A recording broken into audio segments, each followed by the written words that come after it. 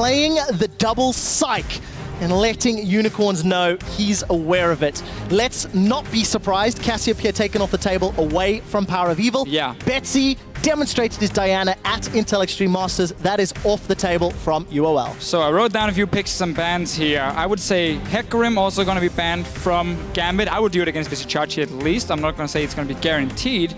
And then from Unicorns, Diana is going to be one of them. They banned Sejuani last time they played against Gambit here in week 9. There are still some good tank picks. Gragas would be one of them. And that's been banned away now from the Unicorns. Well, Hylissang losing access to Annie was his most played support at 7 games in the regular split. Interestingly, Hylissang only played 4 champions, Annie, Thresh, Leona, Morgana. I want to see what he's going to pull out here in the best of 5.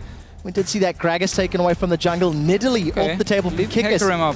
It was Kikis that debuted in the LCS, and as you mentioned, the Power Pony's still there. It is still there. Obviously been very impactful in other regions. Yesterday, the Wolves tried to play with it, but didn't really manage to use the teleports properly. But Nidalee here was also the pick Kikis had in week 9 when they played each other, and he was very aggressive. I mean, these two teams here are so close to each other in terms of the way they play on the map. The two junglers both love to invade on each other. They love to have early ganks in the solo lanes, and therefore Nidalee has been taken away. And of course the Sejuani, we talked about just before, how it's been one of the main picks. Well, the funny thing is, Gambit were the first team to play it before it became a thing, before Cinderhulk and everything. Diamond was playing Sejuani. Diamond has introduced a number of top-tier picks to the top of the table. Keep in mind Maokai available as well.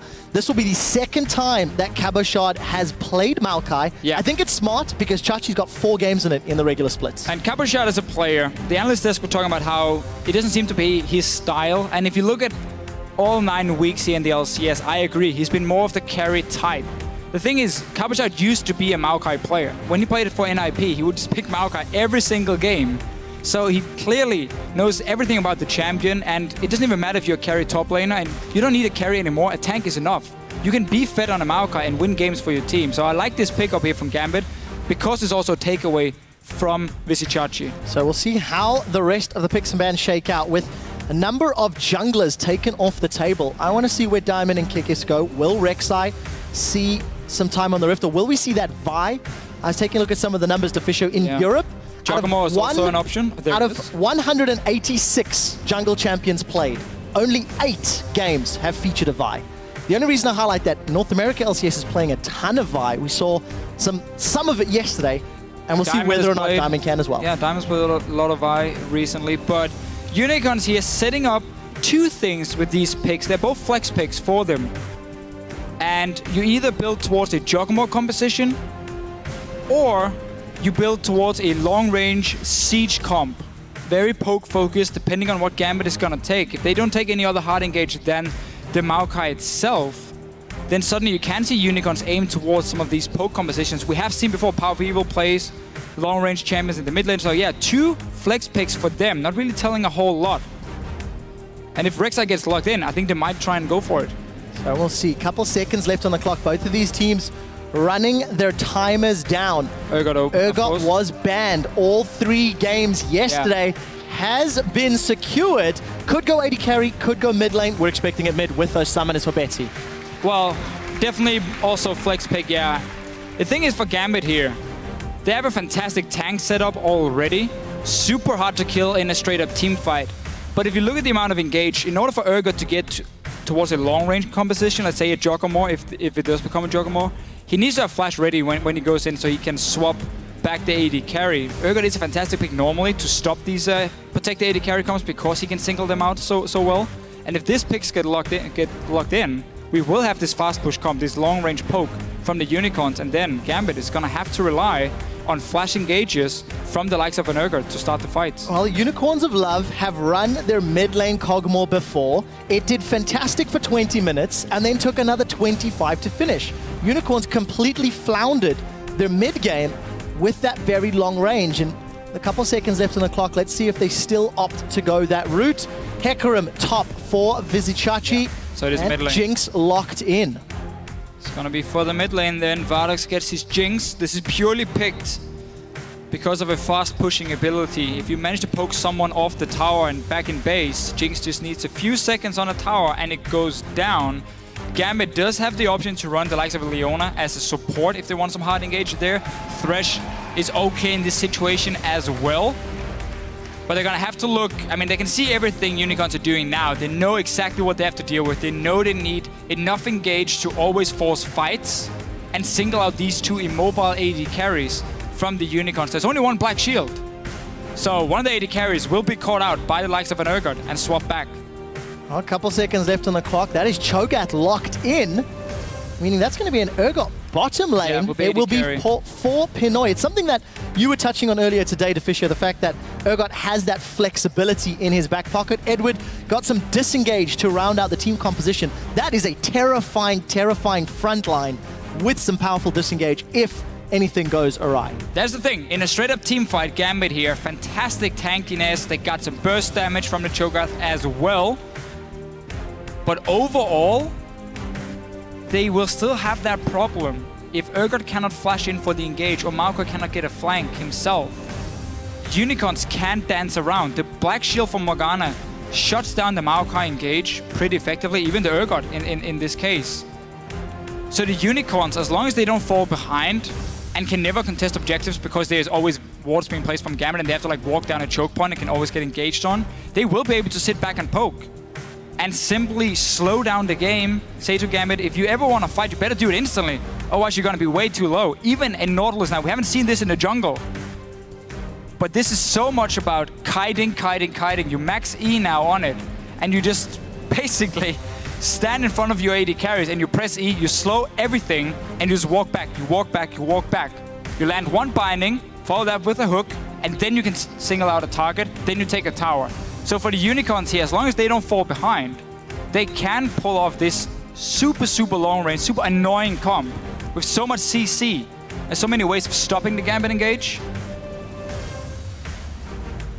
It's going to be exciting. It's going to be interesting. The key note I'm going to take away from this one is the Unicorns do not fall behind.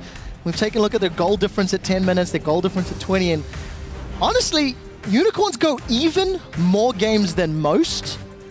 But you got to wonder if that is going to be enough. The risk of being caught by the Rupture, by the Maokai, by the Urgod is very, very scary. And that really is the thing, because if you look at Gambit's comp here, they have the Rek'Sai locked in and a Cho'Gath mid lane, so their dueling potential 2-on-2 between Betsy and Diamond is fantastic compared to what the Unicorns are bringing from Kikis and PowerOfEvil here. So the mid lane pressure will be for Gambit.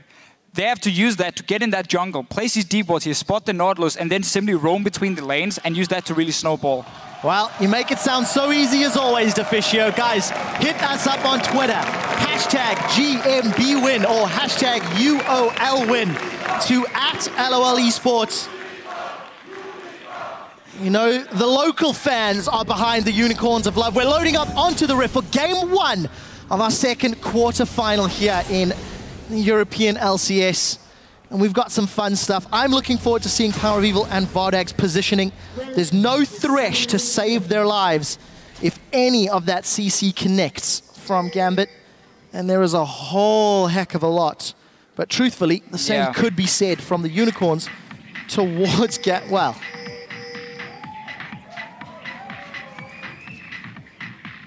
If you could see us, guys, we're busy dancing, I promise.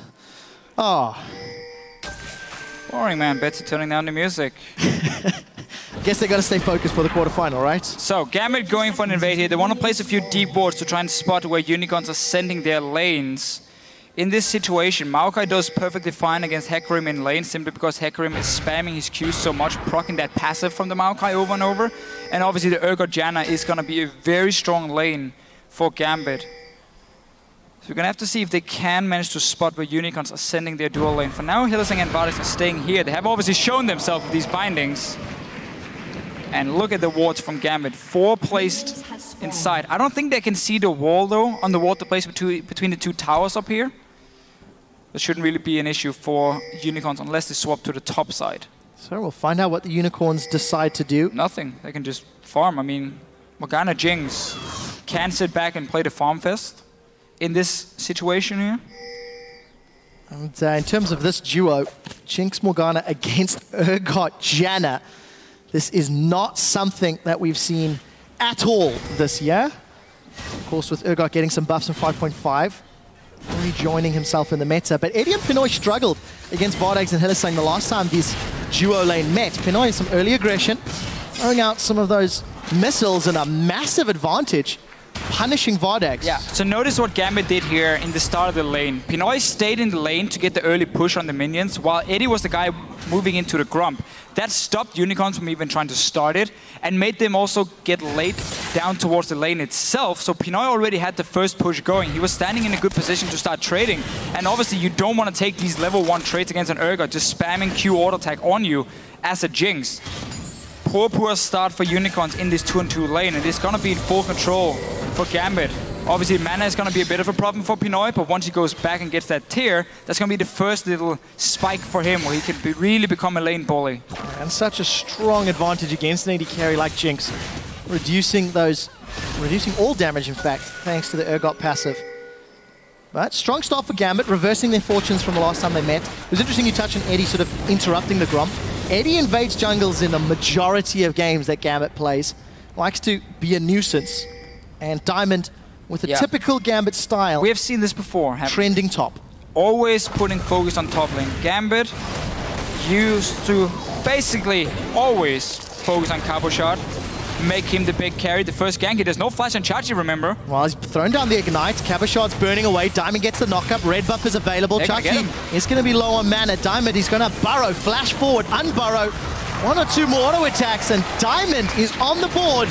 Gambit with first blood. And Kikis, you can see the route he took. He started red buff, moved all the way down to the blue buff, so he wasn't in the river here around the Baron to clear the Skull Crab and get some vision for them. That allowed simply the roam. Let's see what happens now, because Kikis will get denied. Or will he? He will pick it up, or PowerOfEvil got it. But because Kikis started on the red side and didn't go for the river and clear that Skull Crab here to give the vision to spot Diamond coming top lane, there was nothing Vizicsacsi could do once he was caught in the middle of the lane. And we know Gambit ganks that top lane. No way that can be a surprise for Unicorns. Well played by Gambit. Step 1, get an advantage. They did lose control of that Scuttle Crab, and Kikis on this Nautilus just trying to get his way up to some levels. Pinoy low on mana, not yet backed. Still got some potions to play with. And the CS lead he had earned against Vardags has been equaled out. Oof. So much damage, but no connection from that Noxus Crows of Charge. This really started at level 1 for the Unicorns, when they came down late to the lane and Pinoy were already in such a good position. And obviously Urgod is a fantastic early AD carry as well. Diamond, he's still around the top side. He gets this one. Then Gambit controls the river, meaning Vizicsacsi can never push his lane. He has to sit back at his tower, otherwise he's gonna get ganked again from it. So Unicorns, despite knowing that Diamond loves to gank to top lane, didn't do anything to try and get some deep wards down or deep vision to spot this first gank, and has paid the price. Kikis is obviously going to be spotted now. Pink ward and the tunnel. Well, Pink ward still alive in the bush. Kikis did not check it. We did see a few moments ago that Pinoy backed, has picked himself up that early tier.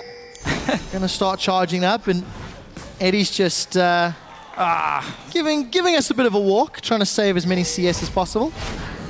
Yeah, pretty cheeky. Now the fun starts for Urgod. When you got that tier and you got enough mana to just keep poking away, it becomes really, really fun to play him and super annoying to play against him. So Chachi has moved a little bit away from his own tower, and he's ganked again. Well, let's take a look. We do see the connection from Kikis. His tower hits onto Cabochard. Cabochard down to 200. Diamond gets a knock-up onto Kikis as the Chilling Smite will keep Kikis in range for a moment or two longer. But the Riptide doesn't connect further. And Unicorns of Love defend Vizicacsi's life. He's sticking around, though. This could get risky. Yeah, let's see. Kikis is here as well, but he's spotted from the water. We have to remember, Nautilus is a very weak early duelist. He does not want to fight a Rek'Sai. They're going back towards Vizicsacsi. Oh, Diamond gets the knockup. That's another kill. Diamond is under attack from the tower, though. His Kikis will be the next focus. Another knockup. Few more hits should do it. The minions and one more slam. Cabochard with a double kill, 2-0-1. And this right here is the reason we don't see a lot of Nautilus being played. He's so weak in the early levels, and also because he's maxing E to become more of a kiting machine, he has very low damage in the early game. Normally you need that shield, you get a few ranks in it early, and you have some decent auto attacks while it's up. But in this case, it's max E after the changes. It is extremely weak in fights. Rek'Sai is so much stronger, and we mentioned how Diamond here can be the big playmaker in the early game because he's playing this Rek'Sai into a very slow tank. And because Unicorns, again, are giving up the top side of the map in terms of vision, they get in some very bad situations, and they're now being completely punished. Deficio, in picks and bans, you said you can get a Maokai fed and still win games. 2-0-1 before 10 minutes. Cabochard is sitting pretty. And honestly, this is not surprising at all. Gambit have been camping for Cabochard for multiple weeks. That is the surprise. It got them into the playoffs. What's surprising is Unicorns did not prepare for it. Exactly. Did not play around it. Maybe Unicorns just underestimating the amount of time Diamond is going to spend up there. And also, Nautilus here was the last pick. That is picked into a very passive mid laner that needs a lot of time to scale up. You need level 11 here for PowerOfEvil. You need to stack up that tier before you do anything. So Nautilus is not going to add anything in the mid lane. Top lane, Hecarim obviously needs to win his laning phase to become super impactful in the map, in the game, but he's not running Flash. So against a heavy CC laner, it's easy to basically lock him down and set up ganks. So when Gambit locked in that Rek'Sai, they got all that early pressure and they've been using it so well. Now Betsy's roaming, Diamond is joining as well. I mean, we might just try and dive him again. Oh, looks like there is some backup from Kikis and not really a lot of minions to work with on that top lane. So unfortunately the roam has not paid off. They should get themselves a pink board for the troubles. Yeah, Diamond spots it. Talking about Betsy, we've actually not touched on this Void Monster matchup in the middle lane. Cho'Gath and Kog'Maw. And we won't talk about it because Chachi is being hit down by an oak tree. Diamond is going to burrow, unburrow, find Kikis, jungle on jungle, top on top. Dredgeline used to pull Kikis to safety. He does manage to get away for the time being. Chachi has got access to the onslaught of shadows. He's going to use it to try keep Cabochard under the tower. Down to 200 hit points. One more hit should do it. And it is the Prey Seeker. Now in the bottom lane, Hylissang is going to be able to take out Pinoy. We didn't see how that setup happened. But Hylissang with the Soul Shackles and the level 6. That's a flash away from Edward, dodging the Super Mega Death Rocket. But Unicorns on the board in the 2v2. Yeah, so very important to get a kill in the bottom lane. No idea why Gambit got in that situation down there. You're winning so hard on the top side of the map. Just farm bottom lane. You don't have to go for any kills if you're Pinoy and Eddie in this situation. Let's see it again. They're trading in. They have ulti on Pinoy. Just managed to get in range to swap Vardags and just trades, gets blinded. Simply just look at the CC. Chain CC from the Unicorns. Gambit being caught out here and really just farm. You're winning so hard on the top side of the map. Don't have to do anything. But what you have to notice as well, whenever Diamond is ganking the top lane, mid lane is always being pushed by Betsy. So he's always running before PowerOfEvil towards that top lane when the dives happen. Which simply means even if Unicorns are there to counter gank with Kikis, it will be a 3v2 situation in just a matter of seconds. And that's what we talked about, how when you pick these super slow laners, and you also have a tank jungler that can't do anything in the early game, you surrender the entire map on one side. And in this case, it's been the top side, where Gambit is just taking full control through mid lane, jungle, and top lane. Well, taking stock of the situation, Gambit 4 kills up. They've got the first tower. They've got the dragon under the belt, secured by Diamond. And with the exception of a small misstep by Pinoy, everything seems to be going to plan. Small advantages in CS across the board. Righteous Glory already completed for Cabochard, so the ability to jump onto these very immobile AD carries should be made easier. As long as Cabochard can find the right TP, it will be coming off cooldown in a moment or two. Hylissang, Soul Shackles comes out. Eddie's gonna knock him away. But that's ultimates traded. Not the end of the world. Hylissang and Edward battling over this pink ward. Eddie doesn't mind too much. Basically, his only target in a fight is going to be the Hecarim, just trying to knock him away when he comes in. Otherwise, he's going to have these 4 bruisers or tanks who's just going to keep walking forward and try and catch the back line of Unicorn. So in that case, the Janna is not going to be too useful with the ulti. It's purely just to stop Vizicsacsi from getting in himself and obviously buffing up the damage of Pinoy in these fights here. Diamond now for the first time around the bottom lane. He doesn't really need to do anything down here. Already gotten 2 kills and 2 assists on top side. I think that's a pretty good start. Yeah, decent and enough. Also why, I know everyone is talking about tank junglers, Cinderhulk OP, Rek'Sai, Nidalee. These early junglers, they are still very, very strong because you can make these plays early game. Especially when you get all the ganks. Pinoy once again eats himself a dark binding. Hylissang and Vardags come up bets in a situation. We do see Pinoy trying to go up to this mid lane. Kikis is now caught out. Diamond forced to flash away. The tick from the Gromp is not going to be enough, but the ignite from Betsy will. PowerOfEvil flashes into the Wolfcam. Cabochard follows. Arcane smash into auto attack. Now, we do see Chachi plus Hylissang in another 2v2, but Chachi's low, Chachi's down. Hylissang's low on mana. Black Shield's going to time out. Edward's in place, and Vardags, why are you joining the party? All of a sudden, Vardags and Hylissang trying to get out, and Vardags forced to flash. Unicorns of Love are scattered and making weird and wonderful decisions. Gambit loving the situation they're in. Yeah, but this is what we expected when we looked at Gambit and the Unicorns of Love in a quarterfinal. Fights everywhere, 9 kills already. Mid lane we have fights. Bottom lane, again, a kill for Unicorns. There was a TP from Chachi down there, killing Pinoy. But it doesn't really matter for Gambit because they're winning so hard elsewhere on the map. This mid lane tower is super low already. Top lane obviously died long ago.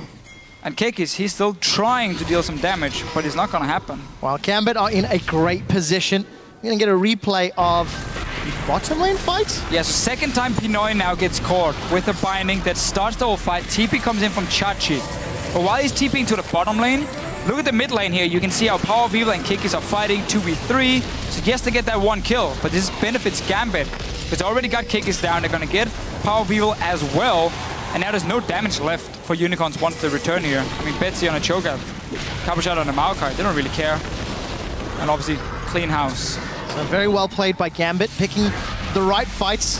Deficio, something you praise from Gambit. All split long.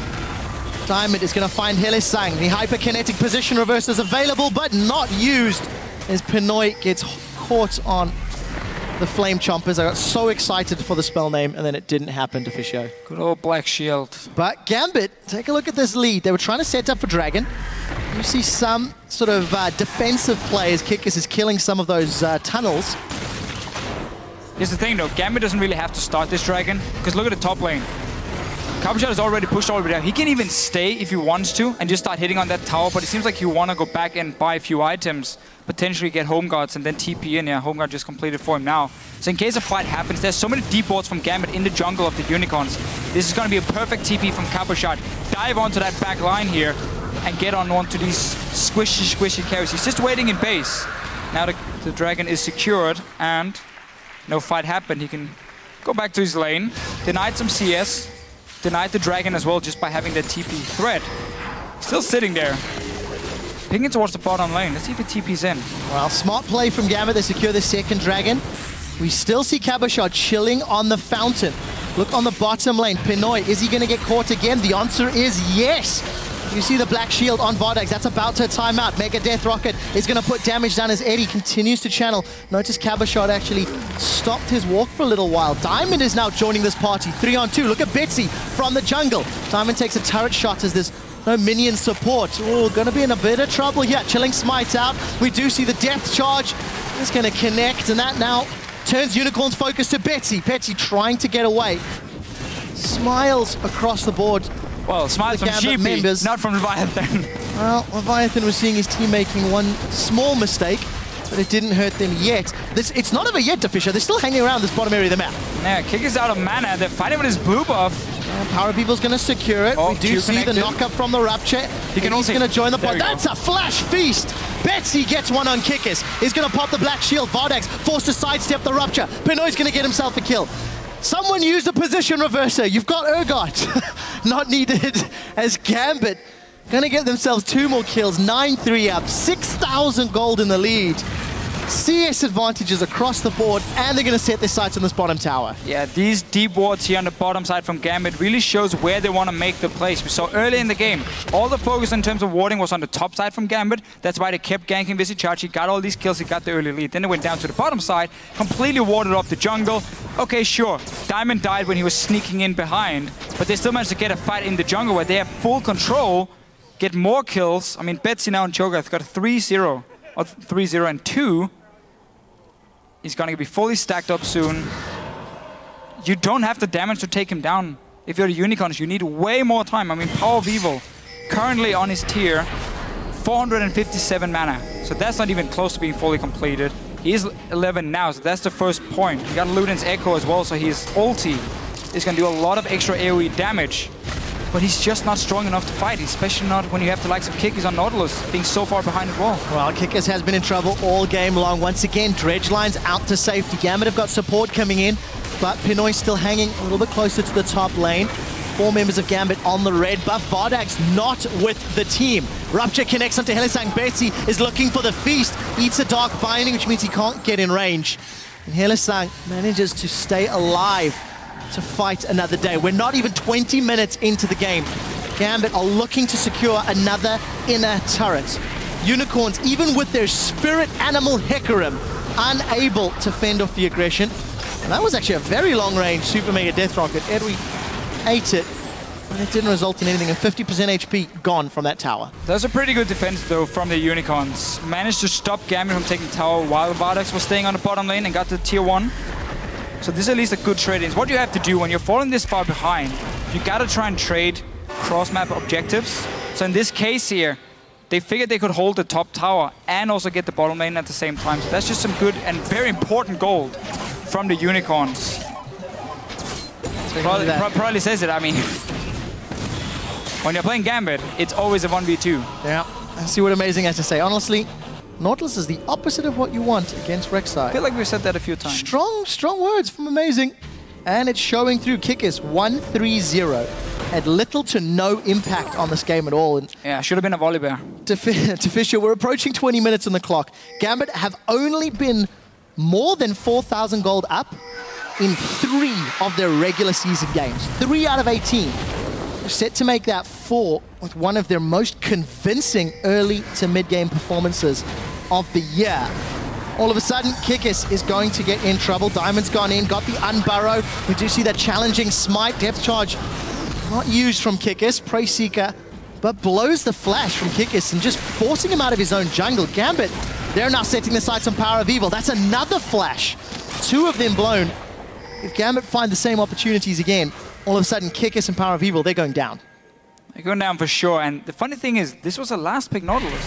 They saw the entire comp from Gambit. They could see everything. They knew, okay, it's going to be Maokai to Hecarim. We had the Rek'Sai locked in from Diamond. He's basically looking for fights non-stop. The warding is still perfect from Gambit. They keep just investing all their wards on the one side they want to fight. They don't try and ward up the entire map. No, they say, okay, what's the next objective? It's going to be Dragon. Fine, we take over the bot side jungle. Is it going to be the tier 2 tower and bottom lane? Good, we stay here with our wards, or otherwise we swap to the top side if we go over to Baron. So they keep moving around this massive set of wards because they have double sidestone already, and they have 4 sweepers to clear out the vision from the Unicorns, and they just take over a jungle completely. It's no longer Unicorns jungle. Well, the one thing you said in Picks and Bans, Unicorns need to get ahead early. They cannot afford to fall behind. They've fallen super far behind, over 6,000 gold as we broach 20 minutes on the clock. Gambit, 30 seconds till potentially their 3rd dragon, and their 2nd largest gold lead of the split. Gambit are in a great position, but this is now where things get difficult. Gambit, on average, take 42 minutes to win games. That's their average time in their wins. They cannot really afford to give 20 minutes of time and build-up to PowerOfEvil and Vardags. Right. So we'll see what they do, how they close it out. That's a fun little stat, because when you watch Gambit play, one game they close it out in 26 minutes, and they make basically the right move all game long. Like against Elements, 26 minutes, game was done. And then the next day they play, they get a massive goal lead, and they struggle to close the game because they kind of walk around the Baron, let's say for 10 minutes, and it looks very messy suddenly. If Gambit keeps playing like they're doing now, we're going to look at the one, you know, the same style as against Elements, where they look very clean, they know where to push, they know how to get these objectives. They don't care about losing this tier 2 tower because they're getting a 3rd dragon, so that's going to be the next goal for them, go towards the 5 dragons and 4 unicorns to fight. So the trade, top tower for dragon. Betsy and Edward getting some damage on the mid-inner turret. Diamond secures that one uncontested. Pinoy getting some auto attacks onto Vardags, and honestly, that's a lot of damage from those Acid Hunters. This is the jungle that we have declared ownership from Gambit. For Unicorns, yes, they are extremely far behind. They cannot afford to get caught out of position. If, however, they can initiate with Kikis and Chachi. Another flash. 2 carries now without flashes from Unicorns. They might go in anyway. Well, Betsy gets caught out. He's going to get caught by those Flame Chompers. The Onslaught of Shadows instantly knocked away. Pinoy and Diamond on the front lines. Diamond is going to be forced to run away as he gets hit by Hecarim. Look at Cabochard in the back line. He's got 4 members of the Unicorns on him. The Maelstrom Beard's path. Cabochard is looking for Vardags, and he does get him. All of a sudden turns her attention to Vizicsacsi. Hecarim is on a full retreat. Cabochard is still tanking the Unicorns of Love. Finally decides he doesn't want to be there. Flashes away to smiles from the coaches, and here comes Diamond. He's looking to re-engage. He's turned his sights to PowerOfEvil. Rupture plus Feral's Gleam equals a kill for Cabochard. There's a teleport in from Vizicsacsi, but it doesn't equate to anything. They've lost their carries. The 2 front lines of Unicorns is all that remains, and Gambit on the inner turrets. And 2 very key things we're missing here for the Unicorns. Well, it's not over yet. Not even over. Kills. Kikis is down. Well. Diamond is soloing Vizicsacsi, and the rest of Gambit will secure their 4th tower after a prolonged team fight. What great play. Remember what happened the last few minutes. Flashes were blown from the carries on Unicorns. They are immobile. If they don't have that black shield, there's no way for them to stay alive or defend themselves. They were the targets here from Gambit. Once Cabochard came in, we're going to see it again. And this, by the way, is why it's still good to get a very fit Maokai, because he becomes this tanky early in the game, and he still has pretty good damage, honestly, over such a long fight. So at first, it's a good engage from the Unicorns. They catch Betsy, pull him on the tower. The whole thing looks terrible now for Gambit, but look, no flash on Vardags, so he's now stuck in here. Cabochard is a fed Maokai. He's enough damage to take him down 1v5, basically. Next one, wait for Diamond to return, and then we look at PowerOfEvil, who also had to use flash just 2 minutes ago, so it's not ready for the fight. No black shield. Diamond coming in. Look at your minimap. Follow him all the way up behind PowerOfEvil. No way for him to escape now because there's no flash. He's dead. Unbelievable play here. Chachi decides to TP in, but it doesn't equate to anything. There are simply no carries left to fight with. And actually look like the Cathian Surprise did more damage than the rest of Unicorn's team fight. We're still going, Deficio. I mean, it's just more kills. Now it's cleanup time. Alright, so Gambit figured there's no dragon, there's no bot lane tower or tier 2 tower. We don't care about bot lane now. Let's take this massive package of wards and go towards the top side of the map. 1 tier 2 left, that's the top one. Baron is also going to be an objective very soon for them to force another fight. So by taking over this jungle, which should be the next goal for them, once they go back and get a few pink wards at least, they can completely control topside jungle, control Baron at the same time, and once the wave hits on the top lane tower as well, it's already down to 50%, that's going to be an easy target for Gambit. So 25 minutes in, Gambit transition their focus to the top half of the map. They've controlled the bottom half and Unicorn's blue buff for the last 10, securing back-to-back steals. Dragons as bots, well. Towers. Absolutely everything belongs to Gambit. Only towers they've given up is because Gambit chose not to defend them in preparation for picking objectives elsewhere. Diamond was spotted by the ward, but he was spotting everyone thanks to Tremor Sense, and the rest of the team is backing him up, moving into the jungle. Gambit's gonna need some ping wards if they really want to take control of the map here. I mean, they're so far ahead, they can just play like this and still get the right fights.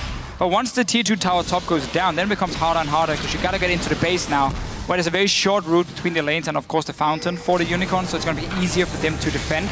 And then you have to play around that Baron. But seeing as Gambit doesn't have any pinks on it, it can be pretty risky. Starting it, there's always the chance of a jungler flashing in and stealing it. I'm glad you mentioned that. Flashes available for PowerOfEvil and Kikis, where they were not previously. No flashes for Vardags and Hylissang. Realize they should know this is happening because they haven't seen Gambit for quite a while now. And this team will take a long time to hammer this Baron down. Right. Gambit have got the numbers. Rupture does not connect. The rest of Gambit still sticking. Pinoy has regrouped with his team. 50% of Baron's HP is down, but as we said, you don't necessarily have those Gambit just back away, reset. Champions. Reset whole thing. Go back, get your pinks, return. First of all, go back to Dragon then. Go back, get your pinks, and go Dragon. You have 3 already to 0. If the Unicorns want to fight you there, you take that fight because they're still not strong enough. I mean, look at PowerOfEvil. Not even 2 items fully completed for him. Same for Vardags. The 2 carries do no damage. So once you've gone back to base, we got 1 pink. They got 4 sweepers, so I guess it can be okay for them, but they're not looking to get full control. Get this Dragon and then return back to the Baron itself and this tier 2 tower where you just take over that topside jungle. That should be the next objective for them. when they're this far ahead. Small advantage for Unicorns. They did get that last outer turret. Any little bit of gold is going to go a very, very long way for Unicorns. And they got that tower because Gambit started a Baron where they didn't have control, had to back away, were forced to recall. That gave Unicorns a tower. Small things, but it's what the Unicorns can do to get back in the game. Gambit set their focus to Dragon now, Deficio. A little safer, a little less risky. A lot easier to kill, that's for sure. Respawns, they had 1 or 2 pink wards in the inventory, which have already been placed by Edward. Nothing else on the map. So as far as vision goes, slightly losing control from what they had earlier, but look at the damage onto Hylissang. We do see a TP coming in from Cabochard right behind Unicorns of Love. Vizicsacsi forced to onslaught away as a defensive play, and he is down. Pinoy gets a kill. They've turned to Vardags. He's already flashed. He is dropped once again by Cabochard. Dredgeline to safety, instantly flashed away, as did Hylissang in the background. Knockup interrupted by the Black Shield. Gambit just put together 2 easy kills. Set their sights on Baron. Yeah. Keep in mind Dragon spawned as well, so there's the opportunity to get Dragon number 4. And while it was a good play from the Unicorns to take that mid tower, honestly, you have to just give that Dragon over to Baron, to Gambit. No, Baron as well soon from them. But we can talk about it after. Let's see if Gambit can secure this one. Kikis is here. There's no flash, so there's no way for him to get in the Baron pit. No, not at all. Kikis is just dancing around. I think he's going to get caught out. Yes, he's found Edward, but that does not really matter. As you see the rest of Gambit slowly chipping it away, and they've got the kill. That's a flash over for Hylissang, and they're going to get him. Diamond really wanting that extra kill. Should set them up to get another easy Dragon. Yeah. Number 4 plus Baron plus 12,000 gold lead. Gambit are here to play. They're really pushing that lead, showing what you can do when you have a jungler like Diamond and like Rek'Sai against a Nautilus, one of the weakest early junglers in the game. But basically what happened again before, by Unicorns coming down to this Dragon, even though Gambit didn't have insane amount of vision control, it doesn't matter because the carries are still so weak on the Unicorns. I mean, we're 29 minutes in, you got 1 completed item on your AD carry. You cannot fight. Unicorns had to give that one up. Just say, okay, whatever, so we surrender these kills here, or we surrender the Dragon. You got 4 now to 0. We have to fight for the next one then. But because you didn't have proper pink wards, we could at least stall you at the Baron. That should have been the call. Here, I mean, this is suicide for Unicorns every single time. There's no evidence. If I look at the damage from Vardags here, okay, let's see, on to Cabochard. He's almost healing him simply because of the passive every time you cast a spell as an AD carry. And you obviously get caught out. You end up dying for it. Gambit knows what they're doing around these fights. And they also gifted them the Baron by Unicorns coming down here to try and stop it. Well, Unicorns of Love are in dire straits as we hit 30 minutes on the clock. There's really... Actually, there's no real way for them to pull this one back at this point in time, because the next time they try to contest Dragon, and it's Dragon number 5, we've already seen what Gambit have done around the pits. In best out of 5, first game, what you do now is you kind of just stop thinking about this game, you stop paying attention, and you start talking about next game. What went wrong here? For the Unicorns, they're going to be blue side 4 games in a row now. The teams decided to choose the sides this way. So they know, okay, we got 4 games in a row now on blue side. What are we doing for pick and bans? What went wrong in this game? Let's talk about it. How do we fix it for next game? Because there's obviously still loads of games to be played. Gambit are sieging up. Look at that massive damage from the Acid Hunter onto Vardags. He's instantly forced to back away, trying to clear this wave out as best as he can, but the Baron-empowered cannon minion doing a lot of work here for Gambit.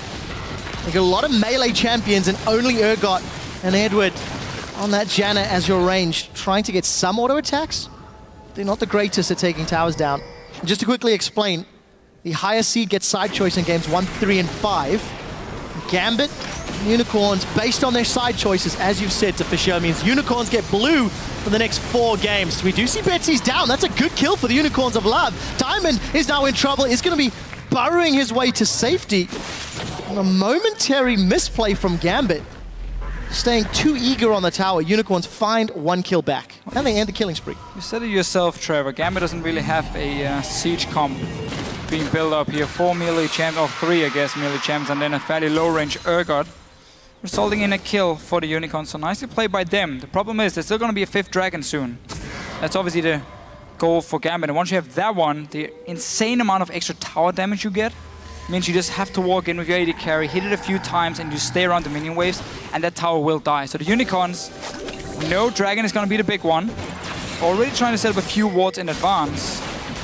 This one is going to disappear before the Dragon even spawns, though. Very, very brave play from Edward, taking on Chachi and Vardags, realizing he had some support from the rest of his team. 007 doing his best James Bond impression. But for Gambit, every single thing's gone right, with the exception of sticking around in the top inhibitor turret. Let's see if they want to play for Dragon number 5, maybe another Baron. Use those side waves minions to help do some damage for you, because you've got to be very honest, it's going to take a lot of time, even with Dragon number 5, for Pinoy to solo kill a turret. If Unicorns can keep wave clearing. If Kog'Maw and Vardags are not pushed away, Kog'Maw and Jinx rather, we have to remember though, be difficult. Is if Betsy lands a Q onto either PowerOfEvil or Vardags, even on the tower, that's basically it. Because you can flash in and ulti on the Cho'Gath, and you nearly one-shot a carry. Yeah, talking about flash ulting, Pinoy, you need to up your game. We're 33 minutes in, and I've not seen a solo initiating hyperkinetic position reverser. It is arguably the best spell name in the game, and you're not showing it off. I am disappointed. Are you, Trevor? Yes! Let's see if Pinoy will do it just for you, obviously, not for Gambit. No, I mean, I'm calling him out.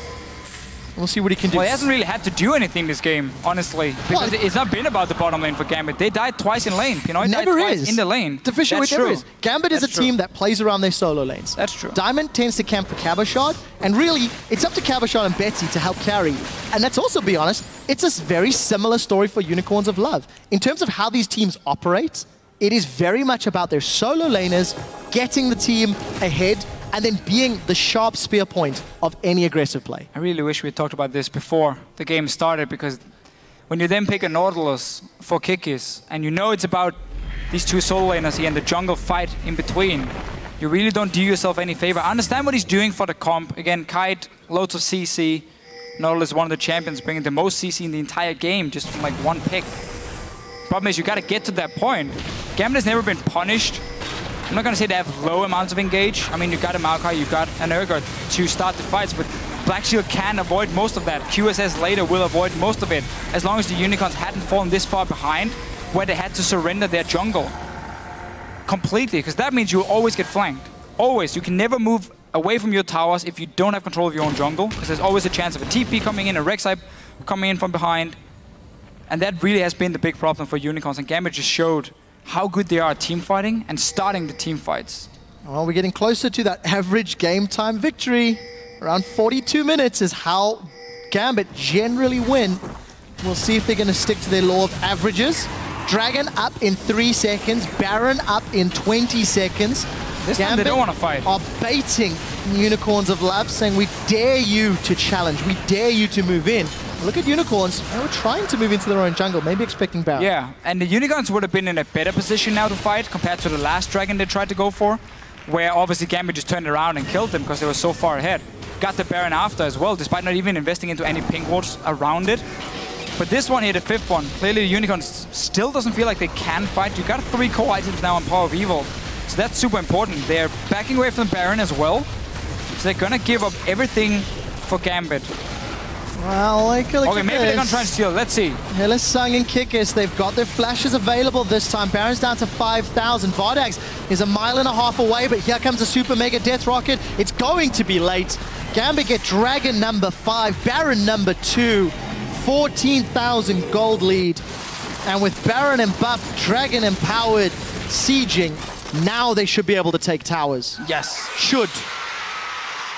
If you cannot finish now, you don't deserve it. With all the buffs in the world, you're never gonna finish.